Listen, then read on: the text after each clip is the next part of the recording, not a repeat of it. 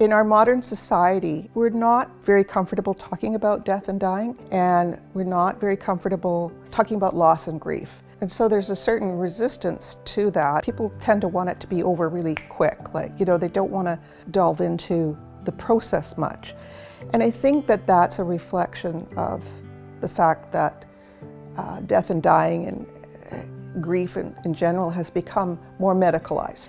And the difference with hospice is that death, it's a part of the process of living, and that it is meaningful. It's a journey. I would say hospice and palliative care look at improving people's quality of life in the last stages of their life. I think some people feel that if they're approaching the end of their life, that it's anathema almost to talk about quality, but I would actually argue the opposite, that there's a lot of things that can be done to help people during the last stages of their life, and that actually extends to their loved ones and caregivers as well. Palliative care is sort of the longer journey, someone who might have like an end-of-life diagnosis, but they're still very much living and being involved in their community and their family life, and then the hospice care kind of is more the end-of-life journey. And the Hospice Society can provide care through that entire journey, which, sometimes you're working with people for months at a time, which is really important because you get to know the families and you provide such an incredible piece of support to that family. And so in a hospice setting, it's a different model. It's not the medical model. And so people can have their needs met in very different ways there. Hospice is really important because for us as people, it's always been really important to look after our elders or people that are dying. So in that case, we really need hospice care. We need people that know how to deal with that. I think in a way we had our own kind of hospice care. I know our elders, our ancestors, my grandparents, and they knew when the time was coming. And they were the ones that stood by a family member that's dying. I think in today's fast-moving world, everybody's so busy, going every which way, and we're kind of losing that personal touch that we had with our elders back in the day. So I feel that that kind of professional care, that kind of support is really important. Right now in hospital, it's such a busy place and there's so many different demands that it's really hard to have people be focused on the dying process, which is really special and deserves to be given time and the gravitas that it deserves. In a hospice space, you could have it be a lot more quiet and peaceful and celebratory if that's appropriate. And yeah, it could be a place of life as well as a place of death. So hospice for me is about connection, and it is about going into the unknown, but not alone. Hospice to me means a building, a place where people can go and feel safe.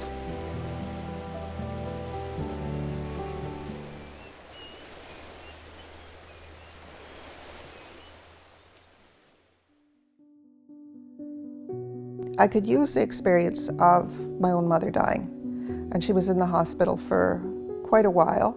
We were called when she was near death, and we came back and she had been put in a private room in, I think it was like on an orthopedic ward, wherever the hospital could find an empty private room. After we were checked in, we didn't see a nurse for hours. And my mother was uncomfortable. She wasn't getting any kind of comfort care, like her mouth was dry. She was incontinent, and that was the point where I went out and said, my mother needs to be turned, my mother needs mouth care, my mother needs a dry bed, she needs clean linens. And my brother was sleeping on the hospital floor. I was in a chair trying to sleep. And all of that was just a mess, right? It was just made everything difficult. Like if that had been in a hospice setting, first of all, her pain management and all of those symptoms would have been controlled. She would have received more comfort care, and people would have taken more time with her. It wouldn't have been in this cold kind of antiseptic space, which is just not human at all. to the end of life. So that's an example, a really, for me, personally, a poignant example of how it doesn't work when there isn't good hospice care. I'd had a few relatives pass, and although they didn't have bad deaths, as we would say, you know, the pain was managed and that sort of thing, they died in an acute care hospital on a ward that was very busy, and this was in Powell River. And as much as the staff tried to accommodate families, and you know, we had a special room and everything, it just wasn't what it could be. I feel really strongly that we need to do more for people at the end. I lost a granddaughter just this past February. She had myotonic dystrophy, and one of the things about the disease that it attacks your muscles, but it also attacks an organ. And with Jenna, it was her lungs. If you know you're going to lose someone, it's always a tragic time. It's a difficult time for the family. And if there was a hospice, that place, or that a person could go to, every person could go to, and have the feeling that how your loved one has been treated, their needs met, they're not suffering because they're given the medication, meant a lot to me. It meant a lot to my husband too, and the mother, you know, to actually go so comfortably that we didn't know she had slipped away. So when the adequate care is there, that's the way everyone needs to go, you know. And for us to witness that meant the world to us. In 2014, my dad actually passed away, and he'd had cancer for about 7.5 years. So for the last week and a half of his life, he was in the Delta hospice. And our whole family spent some time there, and it was such an amazing experience. We walked in the door there after moving him out of the hospital, or just wheeling him over in his wheelchair, and the place smelled like bread baking. It was like a home. Of course, I had a couple of older volunteers who met us, along with a staff member, and took us on a little tour, and showed us where they would give him a bubble bath if he wanted it the next day. So we were there for probably a week and a half. As everybody knows, a very stressful time, but just made so much easier with being able to come and go and have him well cared for, and have an opportunity for us to stay there. My mom and my sister and myself spent the last couple of nights in his room with him when we knew that his time was coming, so we were right there with him. We were able to go in and make yourself a cup of tea, or make yourself breakfast, or bring something in, or order something in. And there was also gathering spaces for families. You could have a meeting, or you could just have a quiet space. The staff there were like they became family. The volunteers cried with us, and they laughed with us, and it certainly didn't feel like we were in a medical facility. When he passed away, there wasn't the big rush to, okay, your father's passed away now, and we've got to figure out what we're doing next, because they need that bed. So there was that, take your time, there's no rush, and spend some time with him. And so that was really important too, because you got so many things going through your head, and so many things you want to talk about, and you just want to be together. You want to have him there, and spend that time, and that was really important to me too. In the situation which arose here with myself and my wife and her mother, we had available to us my wife's sister, her brother, my wife, myself, and then the home care nurses and LPNs, care aides from Vancouver Coastal Health. So we were able to do it. But quite often when it gets down to the last 3 or 4 days of life, family members have a really hard time with them. They're emotionally invested in that patient. They also have to do everything else, all the other care. So home death is okay if you've got the resources to handle it. Whereas in a freestanding hospice, those resources are there 24/7.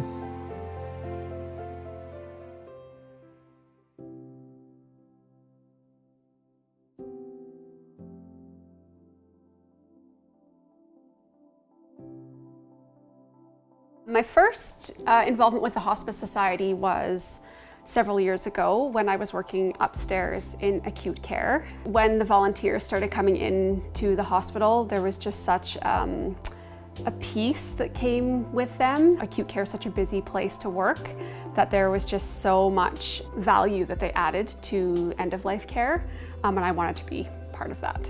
Volunteers are able to give a time that sometimes the acute care nurses and even the community nurses don't have the luxury of providing, and the emotional support and the spiritual support and care they provide is really invaluable to the citizens in this community. There's several programs that largely are run by volunteers, and volunteers really are the heart of this society. Right now we have 35 volunteers in the community who work one-on-one with clients who are primarily palliative, but we also work with bereavement clients and those who are caregivers to palliative clients. We have bereavement services and we have caregiver supports.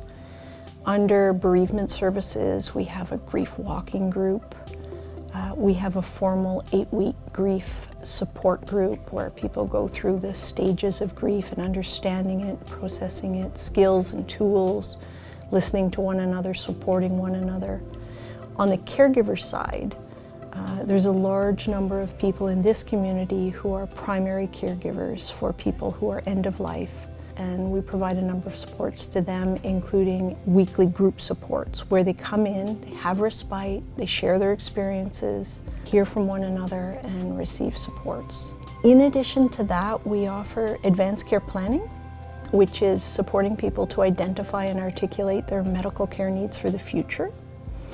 And we have music therapy that we offer in a couple of local long-term care facilities, and where we go in and we offer music therapy supports and share the services of hospice, and basically supporting people along their journey in long-term care. Somebody who lost his wife last summer was saying that he was still seeing the volunteer, and that how beneficial that was, and it was really, yeah, and he's going to a group or something, and it was really important. I played games with them, and coffee, be a part of some of the activities, and just get that time to have someone sit and listen to them. And it's great. I like to find out things about them, like do they like a certain book, and I could read it to them. What kind of music do they like? What activities did they do before? So it's mostly just comfort.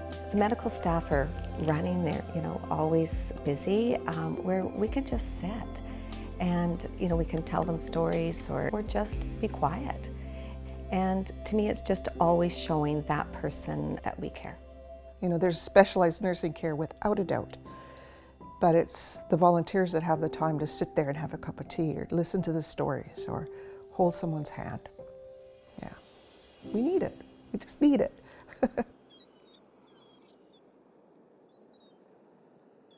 When people walk into a hospice residence, what it feels like is a home. Nice places for people to sit and visit, and there's a kitchen, and everybody has an individual room, and that room is decorated nicely. It has all of the amenities that you might need, such as lifts and other things. But there's also spaces created for personal effects. So if a person wants to have photographs of their family around them, or they want to listen to a particular kind of music, then there's space for that to be created within the hospice residence. The space to gather and go through cultural practices that they may have around end of life. It's a really special, sacred time, and having a space to be able to be how you want to be at the end of life and have your wishes fulfilled would make a really big difference. It would be really good for the community to have people be able to have their needs taken care of, their basic hospice needs, but then actually be able to actualize what they want to do at the end of life and what their community members and family members want to do. If they have some rituals or traditions that they would like to participate in before the person dies or after they've died, to have that opportunity and that space. Our ancestors are on the other side. They're waiting.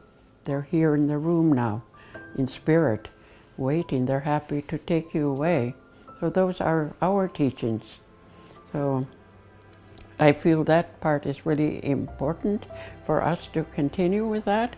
So I think in a place of hospice center that is accepted. The other thing that a freestanding hospice would facilitate would be the patient's diet. Patients who are in hospital or other places, they get what's on the menu that day. But for a lot of people, food, what they eat, is hugely important, both nutritionally but also spiritually. And to have the facilities and the support to take care of the daily things, the laundry, the meals, the physical care that's required. And it frees up the family to just be with that person in whatever way they want. A beautiful garden, people could get outside, even take their bed outside in a quiet private patio off their room. And then the supports that they need are all there. If they need any pain management, there's someone right there that can manage that pain. You know, if the family needs somebody to talk to or just a quiet place to go and reflect, that is available to them right there. They don't have to leave in the middle of the night quietly sneaking out the door after someone's passed. They can spend time with them afterwards, you know, and do what they need to do. And if, you know, we have everything in one place, then those needs can be met however that person wants it to be. The synergy would be amazing, right? The interconnection between all the services, the cross referrals, the supports to one another, the sort of comprehensive suite of services for the community will transform the end-of-life experience of so many people and so many family members.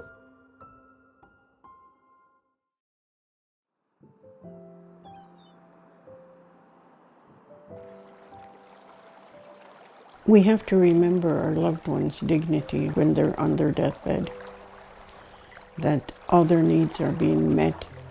So I think that's one of the reasons why I support hospice, is because I know those things will be given and provided to our loved ones when they're ready to leave us. If you've cared for anyone at end of life, it's a very emotional but a very beautiful journey in a lot of ways, and I think the more people that are involved will really grasp how much we deserve this in our community. Death is not something that we can avoid for ourselves and for our family members and for our community. And we have an opportunity here to make it the best possible. And especially in a small, isolated community, we don't have a lot of other options, and that's the case in all of healthcare. This is my wish. You know, if every person in our community understood what hospice was, knew what was available to them, and could access that without any delay, just simply it would be there when they needed it, and they would know what they were going to get. And so there would be a general decrease in people's fear and isolation around death and dying, because it doesn't have to be full of fear and full of isolation. Because it has the potential to provide the very best care available at a person's end of life with their dignity intact. And if you ask any member of the public if that's what they'd like to have at the end, I think they'd say yes. And it's so important to have the spaces to be able to support a more holistic approach to end-of-life care, and really focuses on the quality of living and the quality of dying. I think the community will rise to the occasion, and I think the existing people involved right now are primed and ready for that. So I'm super excited and hopeful that we're going to see something really significant in the next, let's say, 2 years. It's the right thing to do, you know? Hi, I'm Mallory, and I'm the current president of Four Tides Hospice Society. I'm sure what you saw in the video left no question that hospice work is heart work. It's a labor of love.